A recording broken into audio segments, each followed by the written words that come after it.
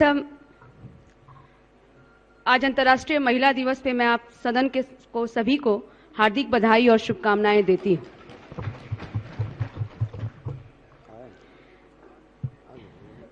आज महिला दिवस है और इतनी विरोधाभास हो रही थी सदन में, और चूंकि महिलाओं की संख्या सदन में कम है, ऐसा एहसास हुआ हम सभी महिला विधायकों को कि हमारी संख्या कम है, इसलिए जो पुरुष समाज है और यहाँ आपकी संख्या ज्यादा है, लेकिन किसी ने बढ़ चढ़कर ये नहीं कहा कि अब महिला दिवस है, आज बोलना दिया जाए।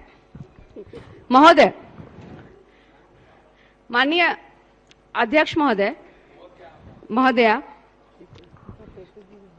एक बात जरूर कहना चाहती हूं कि भारत की सभ्यता और संस्कृति में महिलाओं को वैदिक युग से ही देवी का रूप दिया गया है, देव युग माना गया है। इसीलिए कहा जाता है कि यत्र नारी पूज्यन्ते रमन्ते तत्र देवता।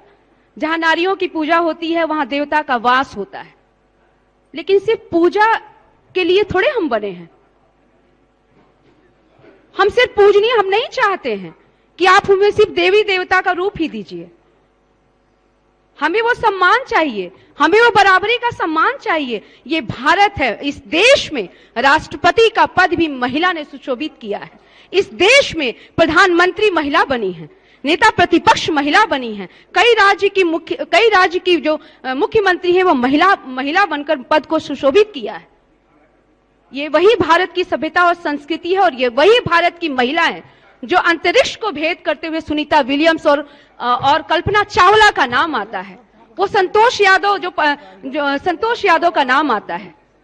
इन सभी महिलाओं का जब हम जिक्र करते हैं तो भारत का जो सीना है वो चौड़ा हो जाता है कि इस देश में इस तरह की महिलाएं हैं, और निडर होकर, और वैसा छोट एयरफोर्स हो, आपको आर्मी हो, पुलिस हो, ये ऐसे क्षेत्र थे जहां पुरुषों का वर्चस्व था, जहां पुरुष ही रहते थे।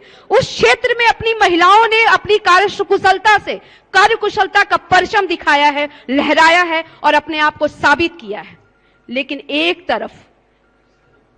तरफ मन मस्तिष्क सीना झुक भी जाता है सर, जब हम इस देश में महिलाएं, जब 7 साल की बच्ची के साथ बलात्कार की घटनाएं आती हैं, जब महिलाएं शोषण होती हैं, भ्रूण में पल रही बच्ची से लेकर अस्तित्व तक, जब तक महिला का अस्तित्व होता है, महिला हमेशा संघर्ष करती हुई नजर आती है।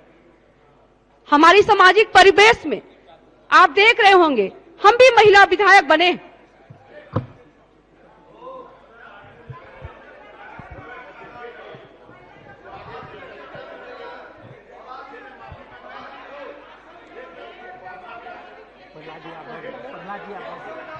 प्रहलाद जी आप बैठ जाइए।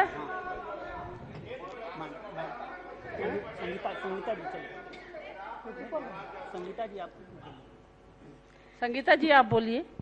महिलाएं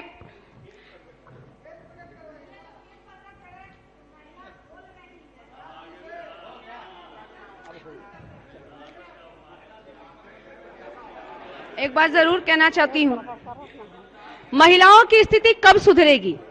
जब हम सभी एकजुट होंगे। महिलाओं की स्थिति कब सुधरेगी? हम कहने का मतलब सिर्फ महिलाएं अपनी शक्ति का अपनी प्रदर्शन नहीं करेंगी, महिलाएं अपनी मांग नहीं रखेंगी। जब सदन में हम में मतलब पुरुष भी उसको समर्थन करेंगे और अपने क्षेत्र की बेटियों और बहू को ये वातावरण देंगे कि उनकी सुरक्षा का वादा करेंगे, तब महिलाएं सुरक्षित होंगी। और सरकार से भी एक जरूर करूंगी कि सत्ता का खनक और समाज की विकृत मानसिकता, जब तक से सत्ता की खनक नहीं होगी, समाज है, समाज में हर तरह के लोग हैं, लेकिन जब सरकार सत्ता का खनक दिखाती है तो वो जो बुरे लोग हैं, जो बुरी मानसिकता के लोग हैं, उनकी सोच दब जाती है, वो डर जाते हैं। इसलिए सरकार को भी अपनी सत्ता का खनक दिखाकर इस तरह की घटनाओं को कम करने के लिए काम करना होगा, और समाज की मानसिकता को बदलनी होगी। और समाज की मानसिकता को बदलने के लिए हम सभी विधायकगण अपने अपने क्षेत्र के जनप्रतिनिधि हैं, और प्रबल समर्थक जब महिला सशक्तिकरण की बात करेंगे, महिला सुरक्षा की बात करेंगे, तो निश्चित तौर पे हम आज ही के दिन हम क्यों महिला दिवस बनाएं? आज ही हम क्यों अपने आप को स्पेशल फील कर रहे हैं कि हम लगता है कि स्पेशल दिन है? हमारे लिए तो पूरे साल का एक एक दिन हमारे लिए एक त्योहार होना चाहिए। हम ये मांग करना चाहते हैं आज कृषि बजट के कटौती प्रस्ताव पे बोलने के लिए मैं खड़ी हुई हूं और बहुत तरह की कुछ दिनों पहले कुछ सांप्रदायिक तरह की बातें आ रही थी। एक बात मैं जरूर कहना चाहती हूँ, ये भारत है और भारत की धर्मनिरपेक्ष राज्य है और हिंदू हो, मुसलमान हो, सिख हो, ईसाई हो, सभी को है। और 4 पंक्तियां मैं कहना चाहती हूँ कि दोस्तों गोद में इंजील लिए बैठे हो और दोस्तों गोद में इंजील लिए बैठे हो, खुद को तुम आ मिले कुरान पिए बैठे हो और मजहबों धर्म का एक जाल सिए बैठे हो। धर्म की आड़ में इस देश को तुम बांट गए, कैसे भाई हो भाई को लहू चाट गए। अब भी आपस में तफरकात मिटा दो यारों, देश में एकता के फूल खिला दो यारों। चोटी वाले हो तो दाढ़ी से मोहब्बत करना, दाढ़ी वाले हो तो चोटी की हिफाजत करना। ये मैं चाहूंगी।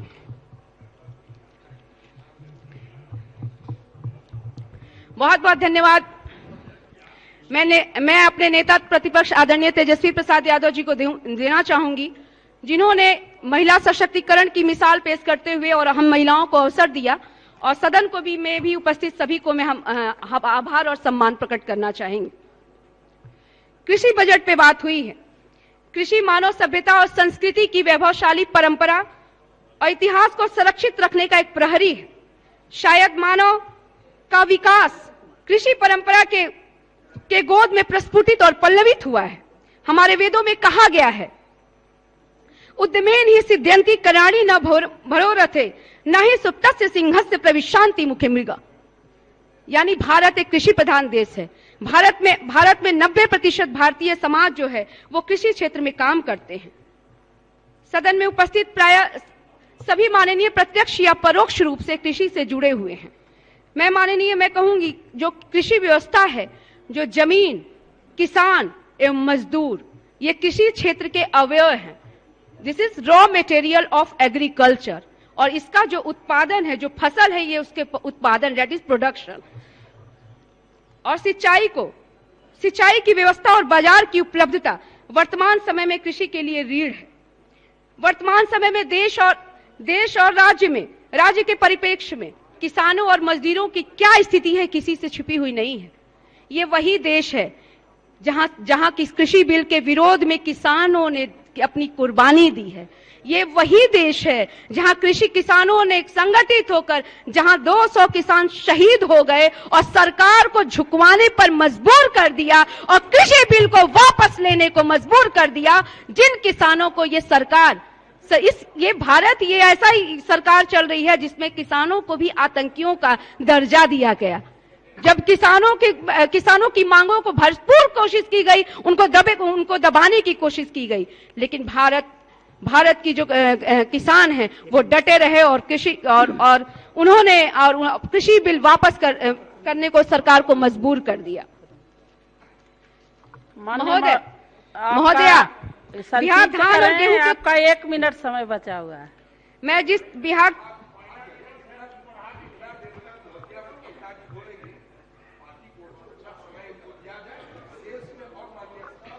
और महिलाएं इस सदन में हैं। बिहार धान और गेहूं के उत्पादन में भारत के 1 मिनट ही समय है। बिहार धान और गेहूं के उत्पादन में भारत के अग्रणी राज्यों में शुमार है और बिहार में महोदय थोड़ा संक्षिप्त में बोलो। महोदया, मैं जिस इलाके से बिहार में शाहाबाद का इलाका को बिहार का धान का कटोरा भी कहा जाता है। मैं जहां महोदया इसी शाहाबाद के मोहनिया विधानसभा की मैं प्रतिनिधित्व भी करती हूं। राजद के सुनहले शासनकाल में के लिए धान के बीजारोपण के लिए रोहिणी नक्षत्र में लगभग 22 से 25 मई के बीच नहरों में पानी छोड़ा जाता था और फसल की ससमय बुआई और कटाई की जाती थी। लेकिन इस सरकार में नहरों में पानी जून के अंतिम सप्ताह में जा रहा है, जब इंद्र भगवान ऊपर से पानी बरसा रहे होते हैं, तब फसलों की बुआई प्रभावित होती है। महोदया, तथाकथित सुशासन की सरकार में ना ही समय से नहरों में पानी जा रहा है, ना ही उर्वरक समय पे मिल रहा है। इसी साल खरीफ मौसम में किसानों को यूरिया 200 रुपए प्रति बोरे की जगह पर 800 रुपए प्रति बोरे मिला है। बाजारों में, जबकि पास के राज्यों में आसानी से उर्वरक उपलब्ध था। महोदया, सरकार की ऐसी क्या लाचारी थी, ऐसी क्या लापरवाही थी जो ससमय किसानों को उर्वरक उपलब्ध नहीं करा पाई। इस साल एक दुकान पर हजारों किसानों की भीड़ लगी रही।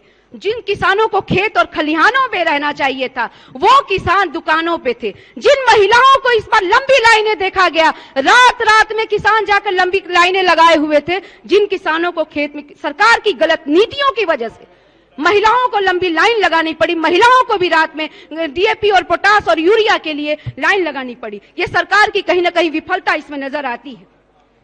और जब फसल जब लग गया तो धान की कटाई की बात आई, और धान कटने के बाद जब बेचने का समय आया तो सरकार की जो नीतियां आ गई कि उसना चावल अरवा चावल।